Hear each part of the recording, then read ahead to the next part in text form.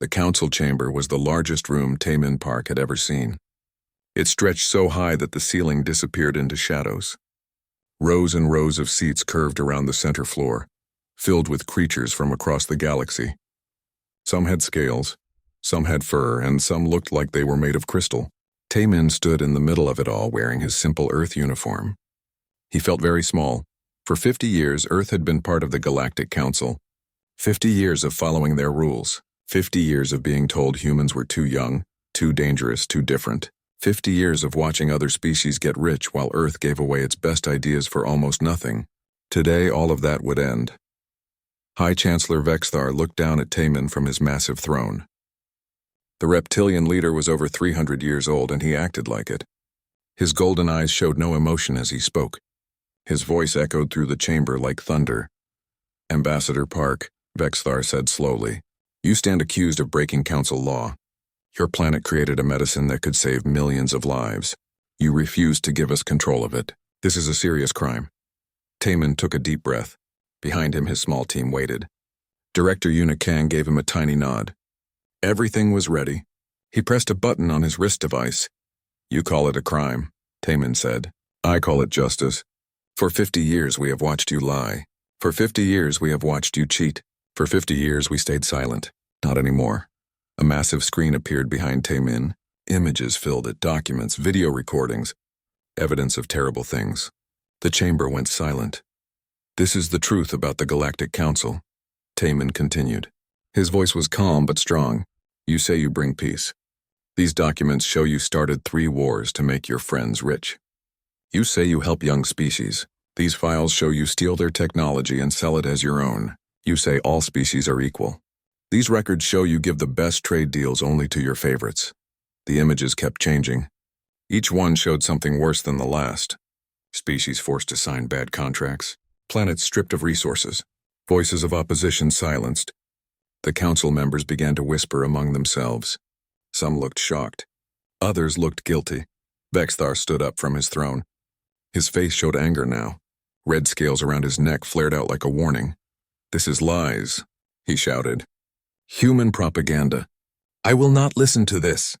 "Then don't listen," Taemin said quietly. "But everyone else will. We sent this information to every planet in the galaxy 5 minutes ago. Every citizen can now see what their leaders have been hiding." The whispers became shouts. Council members argued with each other. Some tried to leave. Others demanded answers. The perfect order of the council was breaking apart. Taemin waited for the noise to quiet down a little. Then he spoke again, and his words were clear and sharp. "Earth withdraws from the Galactic Council. Starting now, we are no longer members. All treaties between Earth and the Council are ended. All council buildings on Earth or in human space must close. You have 30 days to leave." The chamber exploded with noise. Hundreds of voices speaking at once in dozens of languages. Some council members demanded Earth be punished. Others wanted to know if the evidence was real. A few sat in silence, looking at the images still showing on the screen. Vexthar pointed a clawed finger at Taemin. His voice cut through the chaos. "You cannot do this. Earth needs the Council. Without us, you will have no protection. No trade partners. You will be alone in a dangerous galaxy." Taemin smiled. It was not a happy smile. "We've been alone this whole time," he said. "You took our money and gave us nothing.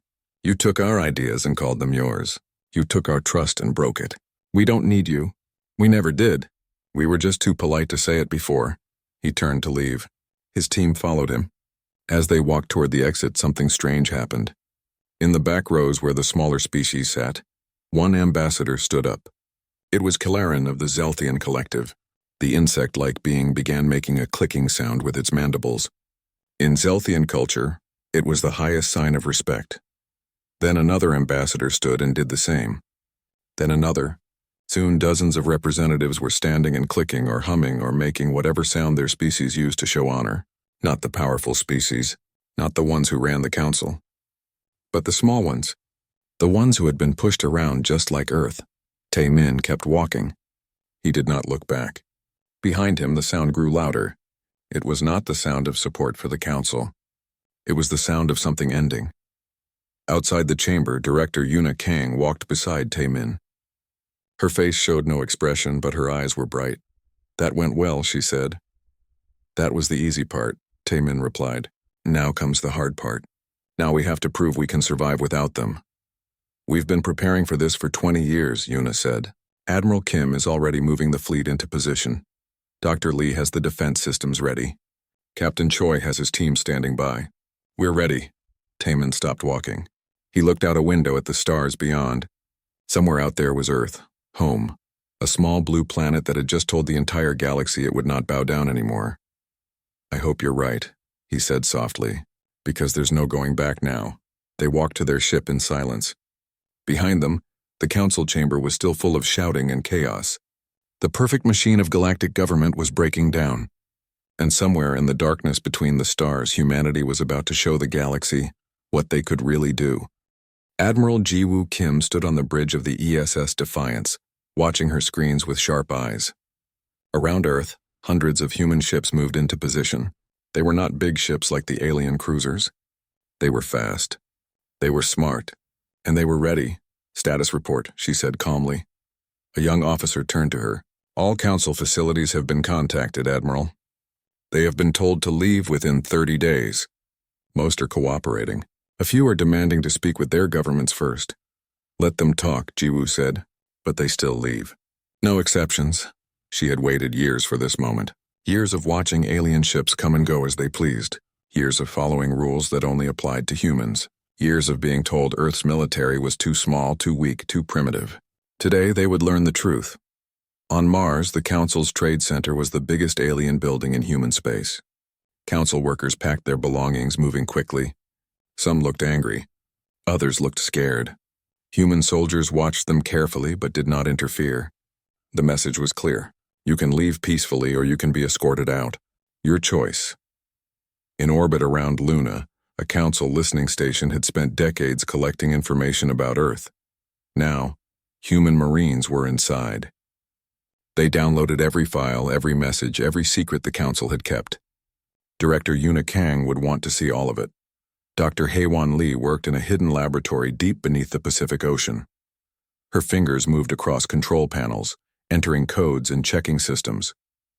Around her, other scientists did the same. They were young, most of them. Earth's best and brightest, working on projects the Council never knew existed. Bastion network is ready, one scientist reported. Haewon nodded. She took a deep breath and pressed the activation button. In orbit, hidden satellites came to life. They had been placed over many years, disguised as communication relays and weather stations. Now they revealed their true purpose. Quantum energy fields connected them, creating an invisible wall around human space. Nothing could get through without permission. Not weapons, not ships, not even signals. The Council had force fields. But nothing like this. This was technology 20 years ahead of anything they had. Technology that Earth had developed in secret while pretending to be primitive. Network active, Haewon said into her communicator. Earth is now secure. From the bridge of the Defiance, Admiral Jiwoo watched as readings confirmed the barrier was working. She allowed herself a small smile. Good, she said. Now let's see if anyone wants to test it. She did not have to wait long. 3 days after Earth's declaration, a fleet arrived. 20 warships from the Palanthi Empire. They were massive vessels covered in weapons and armor. Their commander, Fleet Commander Thoris, was known throughout the galaxy as a fierce warrior. He had come to make Earth remember its place. Admiral Jiwoo received his message on her screen. Thoris looked like a huge lion standing on 2 legs. His mane was silver with age, but his eyes were sharp and young. Admiral Kim, he growled, I come with orders from the Council. You will stand down. You will allow Council forces to return. You will submit to Council authority. If you refuse, we will make you submit. Jiwoo studied him for a moment. Then she replied, Commander Thoris, you and your fleet need to leave human space. You have 1 hour, Thoris laughed. It was not a nice sound. You have 5 ships near you. I have 20. You cannot win this fight. I don't need to win a fight, Jiwoo said calmly. I just need to embarrass you. Captain Choi, you're up. Captain Daejung Choi was waiting in the asteroid belt with 6 small attack ships. They were so small that the Palanthi sensors barely noticed them. That was the point. This is Falcon Leader, Daejung said to his pilots. Remember, we're not here to fight. We're here to make them look stupid. Stay fast, stay smart, and don't get hit. The human ships shot out from the asteroids like bullets. They were tiny compared to the Palanthi warships. But they moved like nothing the Palanthi had ever seen. They wove between the big ships. They spun and rolled and changed direction in ways that should have been impossible. The Palanthi fired their weapons, big plasma cannons that could destroy a city, but they could not hit targets that moved so fast. The human ships danced around the attacks. When the Palanthi tried to follow them into the asteroid field, the human ships used the rocks as cover. They knew exactly where every asteroid was. The Palanthi did not. Daejong led them deeper into the belt. His ships released small drones that looked exactly like attack ships on sensors. Suddenly, the Palanthi thought they were fighting 60 human ships, not 6. They fired at targets that were not there. They crashed into asteroids they did not see. Their perfect formation fell apart, and the human ships had not fired a single shot. After 2 hours, Commander Thoris called for retreat. His ships limped away, damaged by rocks and their own confusion. Not one human ship had been touched. Back on the Defiance, Admiral Jiwoo watched them go. "Send a message to Commander Thoris," she said. "Tell him we hope his ships can be repaired. Tell him next time we might not be so gentle." Across the galaxy, the story spread fast. The mighty Palanthi Empire had sent 20 warships to scare Earth. They had been humiliated by 6 small ships and some clever tricks. If the Palanthi could not force Earth to submit, who could? But the military defeat was only part of the story. The real damage was economic. Earth had been supplying the galaxy with hundreds of products. Rare metals that Earth mined better than anyone. Computer chips that Earth manufactured. Entertainment that billions of aliens enjoyed. Medicine, technology, art. All of it stopped when Earth closed its borders. Stock markets crashed. Factories closed. Governments panicked. Species that had taken Earth's goods for granted suddenly realized how much they needed them, and Earth was not selling anymore. On the council station, High Chancellor Vexthar watched his perfect system fall apart. Emergency meetings happened every hour. Representatives shouted and blamed each other. Some wanted to attack Earth, others wanted to negotiate. A few quietly began to wonder if the evidence Earth had shown was real. And on Earth, Admiral Jiwoo Kim stood watch over her planet. The first test had been passed. But she knew more would come. Earth had closed its gates. Now they had to prove they could keep them closed. On a water world called Thalassia, the government held an emergency meeting. Their world was drowning. For decades, human atmospheric processors had kept their air clean and their water levels stable. Now those machines were breaking down and there were no replacement parts. Earth had stopped all shipments. The Thalassian leader, a being that looked like a large seal, spoke to her council with worry in her voice. "We have 6 months before the flooding begins," she said. "Maybe less. The council says they will send us replacement processors, but they cannot. The only ones who know how to make them are humans. Then we must beg the humans for help," an advisor said. "The council forbids it," another replied. "They say any species that trades with Earth will be punished." The leader was quiet for a long moment. Then she made her decision. "My duty is to my people, not to the council. Send a message to Earth, ask for their help." Similar scenes played out across the galaxy. On a silicon-based world, factories stopped working without human computer cores. On a farming planet, crops began to fail without human fertilizer technology. On a mining colony, equipment broke down without human-made spare parts. The galaxy was learning a hard lesson. Earth had not just been a member of the council. Earth had been holding the council together, and no one had noticed until it was gone. In a dark corner of the galaxy, 3 small species met in secret. The Kelvari, the Mornesh, and the Tillik. They were minor members of the council, species that had little power and even less respect. They had watched what Earth did, and they had made a choice. The Kelvari ambassador stood before a camera, ready to broadcast a message to the entire galaxy. "Today, the Kelvari people withdraw from the Galactic Council," she said. Her voice shook, but it was strong. "For too long we have been silent. For too long we have accepted crumbs while others feasted. Earth showed us that we do not have to accept this anymore. We choose freedom." Within hours, the Mornesh and Tillik made the same announcement. 3 more species had left the council. High Chancellor Vexthar watched the announcements with growing anger. His perfect system was crumbling. His council was falling apart. And it was all because of one species, humans. "We must make an example," he told his advisors. We must show the galaxy what happens when you defy the Council. And how do we do that? One advisor asked carefully. The Palanthi fleet failed. Our economic sanctions only hurt us. What is left? Vexthar did not answer. He had no answer. For the first time in 300 years, he did not know what to do. Meanwhile, in a quiet meeting room on a neutral space station, something interesting was happening. Ambassador Kelaran of the Zelthian Collective sat across from Ambassador Taemin Park of Earth. Between them was a table with drinks they could not share. Their biologies were too different. But they could talk. You have started something you cannot stop, Kelaran said. The insect-like being's voice came through a translator. The galaxy is changing because of you. That was always the plan, Taemin replied. The Council could not be reformed from inside. It had to be broken. And what comes after it is broken? Kelaran asked. Chaos, war, suffering, or something better, Taemin said. A galaxy where species work together because they choose to, not because they are forced to. A galaxy where small species have the same voice as large ones. A galaxy where everyone is truly equal. Kelaran made a clicking sound that the translator could not interpret, but Taemin thought it might be laughter. You are either very brave or very foolish, Kelaran said. Perhaps both. But I will tell you a secret. There are others like me in the Council, representatives who saw your evidence and believed it. We are organizing quietly. We call ourselves the Reform Coalition. We want to change the Council, not destroy it. Change it into what? Taemin asked. Something closer to your vision. A true democracy.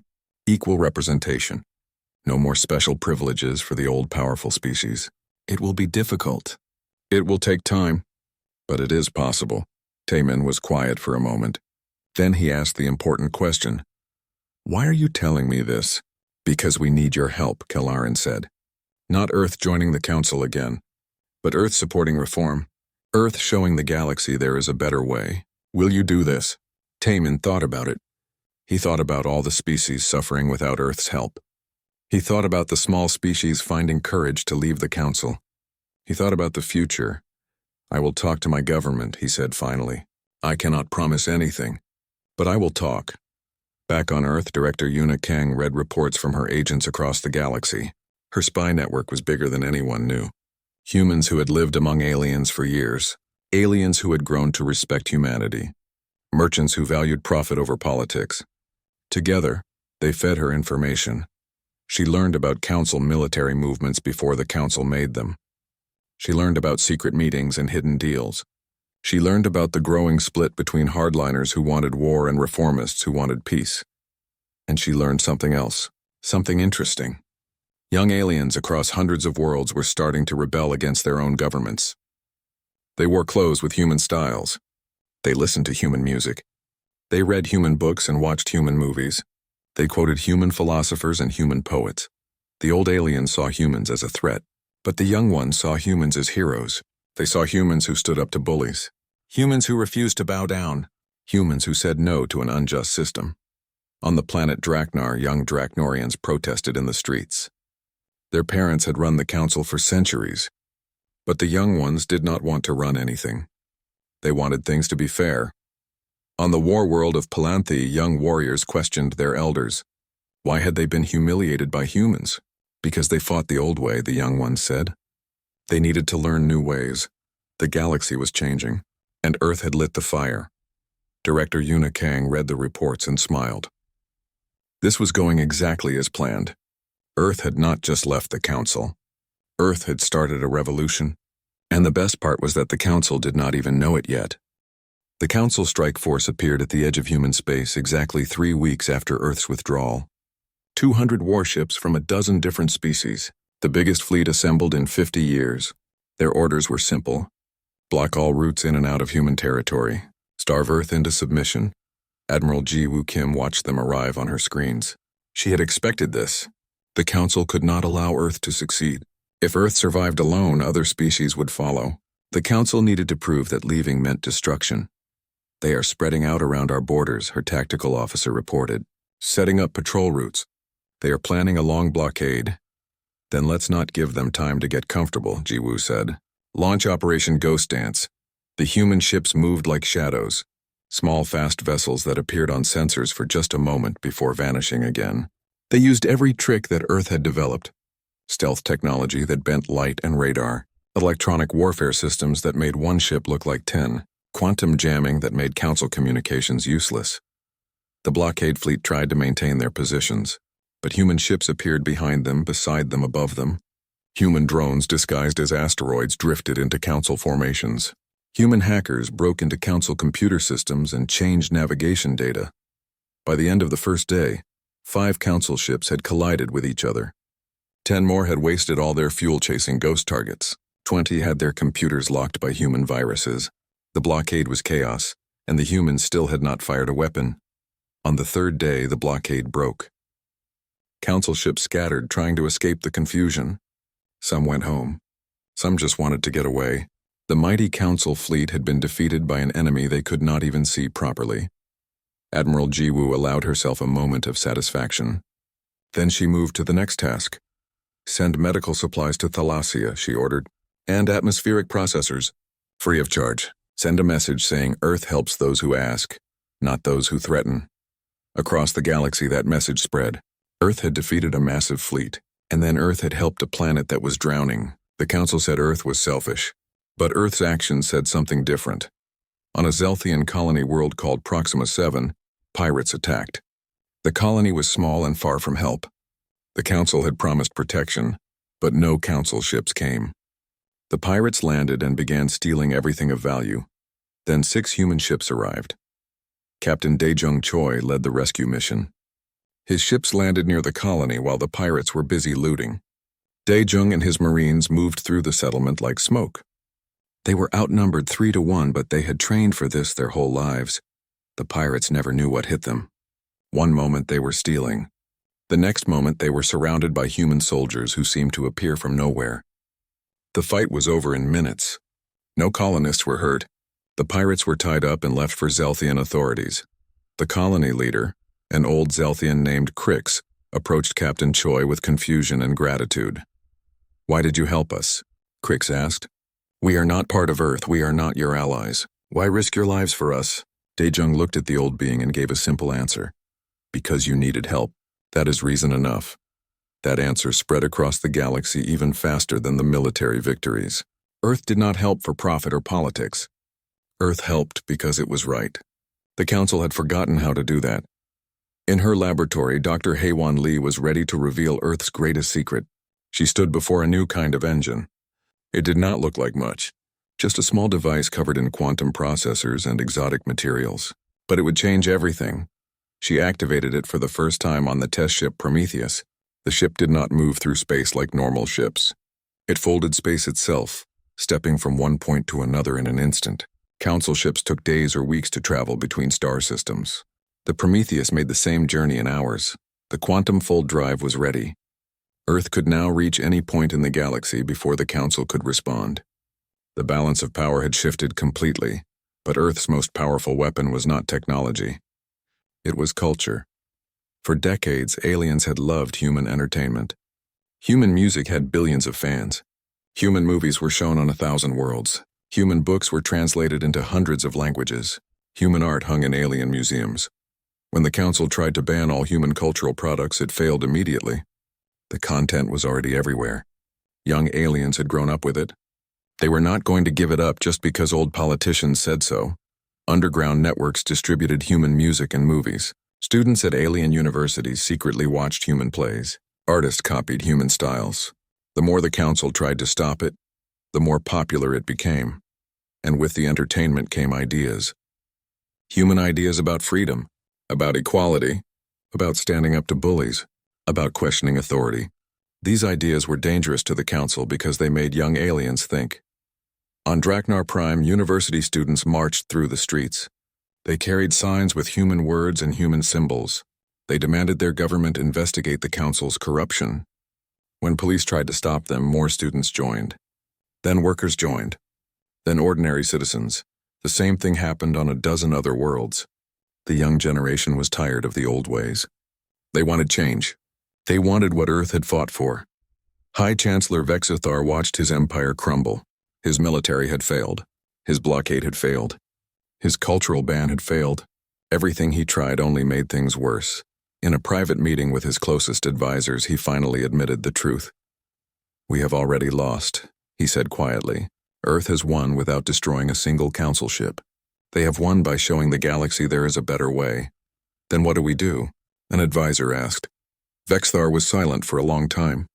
He had ruled for so many years. He had built an empire on order and control. Now it was all falling apart because of one small species that refused to follow the rules. "We prepare for what comes next," he said finally. "We prepare for the end of everything we know." And across the galaxy, both humans and aliens prepared for the final confrontation. One side fighting to preserve the old order, the other side fighting for something new. The future would be decided soon. The meeting took place on a neutral station far from both Earth and Council space. Fleet Commander Thoris of the Palanthi Empire requested it personally. Admiral Ji-Woo Kim agreed, though she brought an entire battle group just in case. They met in a private room. No guards, no witnesses. Just two military leaders who understood warfare. Thoris stood when Ji-Woo entered. He was massive, towering over her, but he bowed his head in respect, which surprised her. "Admiral Kim," he said. His voice was a deep rumble. "Thank you for meeting with me." "I was curious," Ji-Woo replied. She sat down and gestured for him to do the same. "What does the warrior who tried to intimidate Earth want now?" Thoris sat slowly. His silver mane caught the light. "To apologize," he said, "and to offer friendship." Ji-Woo raised an eyebrow but said nothing. She waited for him to continue. "My people are warriors," Thoris said. "We respect strength and honor. When I came to your system, I expected to find weak prey. Instead, I found worthy opponents. You defeated my fleet without destroying a single ship. You embarrassed me, yes, but you also showed mercy. That is true strength." He paused, looking down at his large hands. "The Palanthi have been part of the Council for 200 years. We thought we were strong, but we forgot what real strength means. We followed orders without thinking. We bullied the weak because the Council told us to. We lost our honor. You reminded us what honor looks like." Ji-Woo studied him carefully. This could be a trick, but something in his voice sounded honest. "What are you proposing?" she asked. "An alliance. Not public, not yet, but we can share intelligence. We can trade. We can learn from each other. The Council ordered me to blockade Earth again. I will refuse. If they try to punish me, so be it." Ji-Woo thought about it. An alliance with the Palanthi would be valuable. They were one of the Council's strongest military powers. If they turned against the Council, others might follow. "I will need to speak with my government," she said. "But personally, I think we can work together." "Warriors should recognize warriors," Thoris smiled. It was a fierce smile showing sharp teeth. "I was hoping you would say that." In another part of the galaxy, a different kind of meeting was happening. Trader Quicksmall, the amphibious merchant, gathered representatives from 30 species. All of them were tired of the Council's trade restrictions and unfair taxes. "Friends," Quicksmall said in his bubbling voice, "the Council says we cannot trade with Earth. But the Council does not control independent space. I propose we create a new trade network. Earth provides goods. We provide resources and distribution. Everyone profits." The representatives looked at each other nervously. Trading with Earth meant defying the Council. "The Council will punish us," one said. "The Council is weak," Quicksmall replied. "They cannot enforce their rules anymore. Half their military is questioning orders. Their economy is falling apart. This is the perfect time to act." He was right. Within a week, the independent trade network was active. Ships moved goods between Earth and dozens of species. The Council's sanctions became meaningless. Money spoke louder than politics. Back on the Council station, Ambassador Kellarin organized a secret meeting. 37 Council representatives attended. They called themselves the Reform Coalition. They met in a room protected by Zelthian security technology. No one could spy on them. "The evidence Earth provided is real," Kellarin said.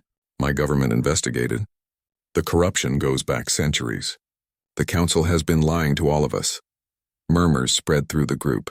Some had suspected. Others were shocked. "What do we do?" asked a representative from a small aquatic species. "We cannot defeat the Chancellor and his supporters. They control too much. We do not need to defeat them," Kellarin said. "We just need to outlast them. The galaxy is changing. Young beings across hundreds of worlds are demanding reform. Eventually, the old guard will have no choice but to step down." "And if they refuse?" another asked. Kellarin was quiet for a moment, then spoke the hard truth. "Then we split the Council. Form a new alliance based on equality and justice. Let the old council die with the old ways. On Draknar Prime, young Draknorians filled the streets by the thousands. They had been protesting for weeks. Now they had a list of demands. Investigate council corruption. Hold fair elections. End special privileges for old families. Treat all species equally. The government tried to ignore them. When that failed, they tried to scare them. When that failed, they tried to arrest them. But there were too many. And every day more joined. A young Draknorian named Vexilin stood on a platform speaking to the crowd. She was only 20 years old by Draknorian standards, a child to most of her species, but she had the fire that her elders had lost. Our parents built an empire, she shouted, but they built it on lies. They took from others and called it trade. They silenced voices and called it order. They treated species as slaves and called it civilization. We will not continue their crimes. We demand change. We demand justice. We demand the truth. The crowd roared. They did not care that she was young. They cared that she was right. Similar protests happened on Palanthi worlds, on crystal worlds, on forest worlds and water worlds and gas giants. Everywhere young beings had grown up with human culture. They now demanded human values, freedom, equality, justice. Ambassador Taemin Park watched these developments from Earth. Director Yuna Kang sat beside him, reviewing reports. It is working faster than we expected, Yuna said. The Reform Coalition has almost 40% of the council now. The Palanthi Empire is ready to announce their alliance with us. The trade networks are thriving. Young beings across the galaxy are rising up. And the hardliners? Taemin asked. Desperate, Yuna replied. Which makes them dangerous. High Chancellor Vexthar knows he is losing power. He will try something. Something big. Taemin nodded slowly. He had expected this. Then we prepare. The final confrontation is coming. Make sure Admiral Kim and Captain Choi are ready. And contact Dr. Lee. We may need every advantage we have. The galaxy was balanced on a knife edge.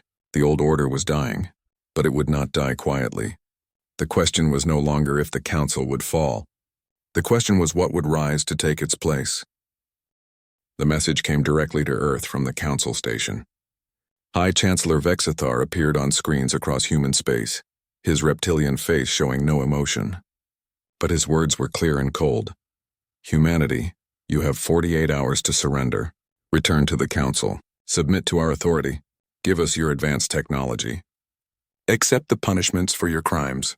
If you refuse, the full power of the galactic military fleet will destroy Earth and all human colonies. You cannot win. You cannot survive. This is your only warning. The message ended. Across Earth, people watched in silence. Some were afraid. Others were angry. But most trusted their leaders to respond.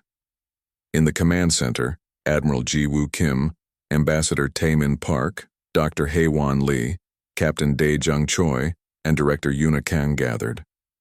They had 48 hours to decide Earth's future. He is bluffing, Ji-Woo said.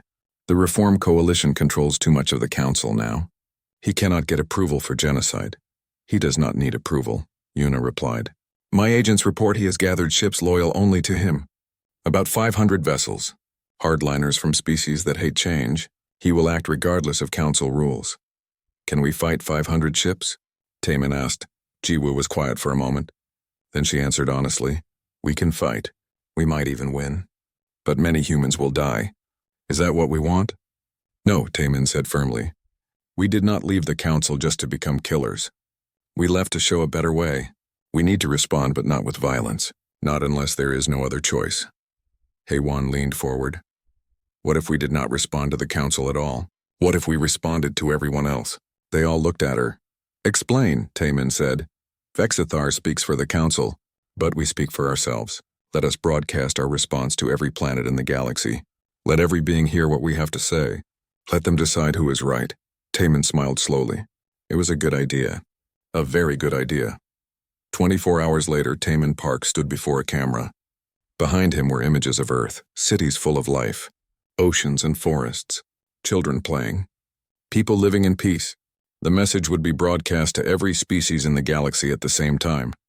He took a breath and began to speak. People of the galaxy, I am Taemin Park, ambassador from Earth.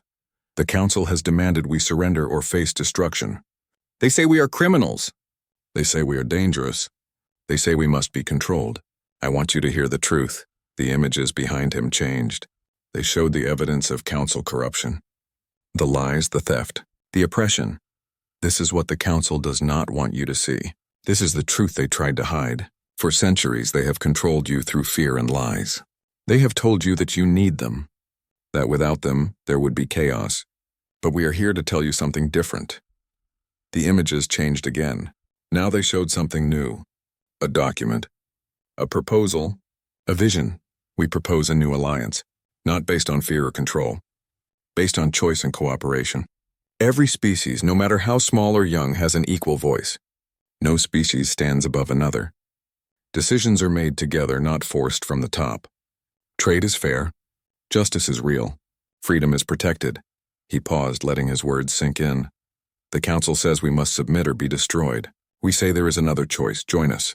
Not Earth, not any single species. Join together to build something better, something fair, something that serves everyone, not just the powerful. The final image appeared, an open hand extended in friendship. We do not ask you to fight for us. We do not ask you to choose sides in a war. We only ask you to imagine. Imagine a galaxy where you are free, where your voice matters, where your species is respected. That galaxy is possible. We can build it together. The message ended, and the galaxy exploded with response. Within hours, governments across the galaxy began declaring their positions. The Reform Coalition species immediately supported Earth.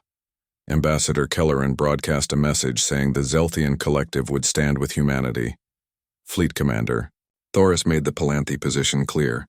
Any attack on Earth would be treated as an attack on Palanthi honor. The Palanthi fleet would defend humanity. Trader Quixamol and the independent merchants pledged their support. Dozens of small species that had left the council joined Earth's call. Even some council species, the ones who had been investigating the corruption, announced they would not support an attack on Earth. When the deadline arrived, something impossible happened. The council attack fleet gathered at the border of human space just as planned. 500 warships ready to destroy Earth. But they were not alone. From quantum fold points across the region, more ships appeared. Human ships, Zelthian ships, Palanthi warships, vessels from 40 different species, all taking positions alongside Earth. The fleet meant to attack now faced an equal force standing in its way. Admiral Ji Woo Kim stood on the bridge of the Defiance, watching the incredible sight. Ships that had been enemies days ago now fought together. Ships from species that barely knew Earth now risked everything to defend it. Not because they had to, because they chose to. The Council fleet did not attack. They could not. To attack now would mean civil war across the entire galaxy. Ship by ship, they began to withdraw. Some joined the coalition, others simply went home. The attack was over before it began. On the Council station, High Chancellor Vexthar watched his plan fall apart. His fleet had abandoned him. His supporters were fleeing. His authority was gone. After 300 years of rule, his empire had crumbled in less than 3 months.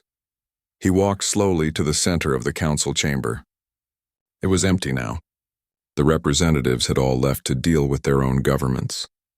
He stood alone in the massive room where he had controlled the galaxy. His communicator buzzed. It was a message from the Reform Coalition. They were calling for his resignation and new elections. They were calling for investigations into all the corruption. They were calling for the council to be completely rebuilt. Vexthar looked around the empty chamber one last time. Then he sent a single word in response: agreed. The old order had fallen. Not through violence, not through war, through the simple power of a better idea, and now the galaxy would have to figure out what came next. 6 months after the confrontation, representatives from 200 species gathered on Earth. They came to the blue planet that had changed everything. They came to build something new. The meeting took place in a vast hall built specifically for this moment. It was designed to be welcoming to all forms of life: water tanks for aquatic species, climate-controlled chambers for those who needed different atmospheres, gravity adjustments for heavy and light species. Everyone could participate comfortably. Ambassador Taemin Park stood at the center podium. Around him, beings from across the galaxy watched and listened, some through translators, some through holographic projections, some in person, but all present for the same reason: to create a better future, "We call this the Charter of Free Worlds," Taman said. "It is not a human document. It belongs to all of us. Over the past months, representatives from every species here helped write it. This is our shared vision." He gestured to the massive screen behind him. The charter appeared in hundreds of languages at once. The principles are simple. Every species has an equal voice, regardless of age or size or military power. Decisions require agreement, not force. Trade must be fair for all parties. Technology and knowledge should be shared freely. No species can claim territory belonging to another. Conflicts are resolved through discussion, not violence. Ambassador Kelleran of the Zelthian Collective stood to speak next. The old council failed because power concentrated in a few hands. The charter prevents this. Leadership rotates among species. No single being can control the alliance. We all serve together, or we serve no one. Fleet Commander Thoris represented the Palanthi Empire. He had changed much in recent months. The fierce warrior had learned to value peace as much as strength. "My people thought strength meant dominance," he said. His deep voice carried across the hall. "Humans taught us that real strength means protecting those weaker than yourself. Real honor means keeping your word, not just winning fights. We accept these principles." One by one, representatives stood and pledged their support. The Charter of Free Worlds was adopted by unanimous agreement. For the first time in galactic history, an alliance was formed not through conquest or threat, but through genuine cooperation. Dr. Haewon Lee presented Earth's contribution to the new alliance. The Open Science Initiative. All human technology would be shared freely with any species that wanted it. No patents, no fees, no control. "Science should serve everyone," she said. "When we share knowledge, we all grow stronger. When we hide knowledge, we all stay weak. Earth gives its technology to the galaxy. We only ask that others do the same." The response was overwhelming. Species that had guarded their secrets for centuries began sharing. The Crystari provided advanced mathematics. The Zelthian shared biological engineering. The Palanthi offered military training. The Drachnorians, humbled by recent events, shared their centuries of administrative knowledge. Together, these species created things none could have made alone. Engines that combined human quantum technology with Crystari mathematics. Medical treatments that mixed human chemistry with Zelthian biology. Defense systems that blended human innovation with Palanthi tactics. The galaxy entered a renaissance of innovation. Problems that had seemed impossible for centuries were suddenly solved in months. Species that had been enemies became partners. The future that seemed so dark months ago was now bright with possibility. But not everyone accepted the new order. Some species, particularly those who had benefited from the old council's corruption, refused to join. They formed their own alliance, clinging to the old ways. The galaxy was not completely united. Perhaps it never would be. But most species chose cooperation over conflict. On Earth, Admiral Jiwoo Kim oversaw the formation of a joint exploration fleet, ships from dozens of species, working together to explore regions of space the old council had forbidden. Captain Dae-jung Choi commanded one such vessel, the ESS Unity, with a crew of 6 different species. They discovered new worlds with intelligent life. But instead of conquering or exploiting these species, they offered friendship and knowledge. The cycle of domination was broken. Each new species they found was invited to join the alliance as equals, not subjects. Director Yuna Kang created the Truth and Reconciliation Commission. Species that had been harmed by the old council's policies received reparations and apologies. Former council officials who had committed crimes faced justice, but those who had worked for reform were welcomed and forgiven. The goal was healing, not revenge. The old council station was not destroyed. Instead, it was converted into a museum and memorial. Visitors could see the evidence of the council's crimes. They could learn about the species that had suffered. They could understand what went wrong. The memorial's message was simple. Never forget. Never repeat. Never again. At the entrance to the museum stood a statue. It showed a human and an alien reaching out to clasp hands. They stood at the same height. Neither above the other. Equals. Partners. Friends. The inscription was written in 1,000 languages. Never again shall any species stand above another. We rise together or not at all. Ambassador Taman Park and Ambassador Kelleran unveiled the statue together. Beings from across the galaxy watched. Some cried. Some cheered. All understood the significance. After the ceremony, Taimin and Kelleran stood together looking at the statue. "Do you think it will last?" Kelleran asked. "This alliance we have built?" Taimin was quiet for a moment. Then he answered honestly, "I do not know. Maybe future generations will forget these lessons. Maybe they will fall back into old patterns. Maybe in 1,000 years someone will need to do what we did again." He turned to look at his friend. "But that is not our problem. Our job was to break the old system and build something better. We did that. The rest is up to those who come after us." Kelleran made that clicking sound that meant agreement. "Then we have succeeded. Not perfectly, but well enough." They stood together in silence, watching as representatives from hundreds of species mingled and talked. Former enemies shaking hands, old rivals sharing jokes, young beings from different worlds learning from each other. It was not perfect, but it was better. On Earth, children played in parks beneath a sky where alien ships passed overhead. Not warships, not threats, just visitors, friends, partners in building a future where everyone could thrive. A human child pointed at the sky and asked her father what those ships were. "Those are our friends," he said, "from far away. They came to learn from us and we learn from them." "Will they stay?" the child asked. "As long as they want," he replied. "This is their home too now. The whole galaxy is home for all of us." The child smiled and went back to playing with her friends. Some were human. Some were young aliens whose parents had chosen to live on Earth. They played together without thinking about their differences.